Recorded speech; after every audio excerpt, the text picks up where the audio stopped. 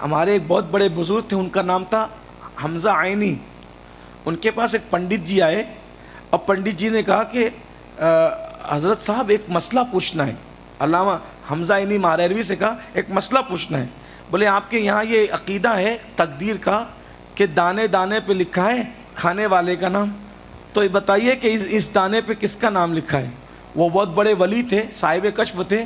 उन्होंने कहा पंडित जी ये जो चावल के दाने हैं ना, इन पर काशगंज में, मारेरा शरीफ के करीब एक छोटा सा गांव है, काशगंज में एक पीपल का दरख्त है, उस पर हंस का जोड़ा रहता है, ये उनके मुकद्दर में लिखा हुआ है।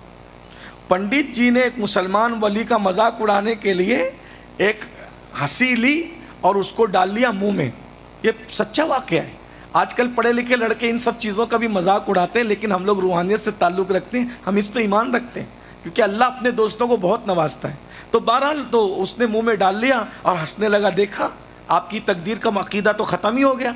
आप कहते थे तकदीर में जो लिखा वही होगा, मैंने तो खा लिया ना उन हंस के हिस्से का रिस्क।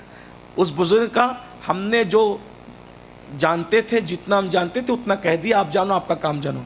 पंडित जी उसको खाकर पेट में दर्द हुआ, इतना इलाज कराया, कोई इलाज काम ना आया। आखिरकार हकीमों ने कहा काशगंज में फ़लाँ हकीम रहता है, उसके घर ले जाओगे तो दवा देगा तो अच्छा हो जाएगा।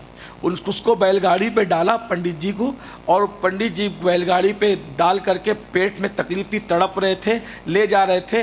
काशगंज आया, वहाँ पर पंडित जी को उल्टी हुई, चावल के दाने निकले और उसके बाद हंस का जोड़ा नीचे आया और उन्होंने चुक करके वापस ऊपर चले गए।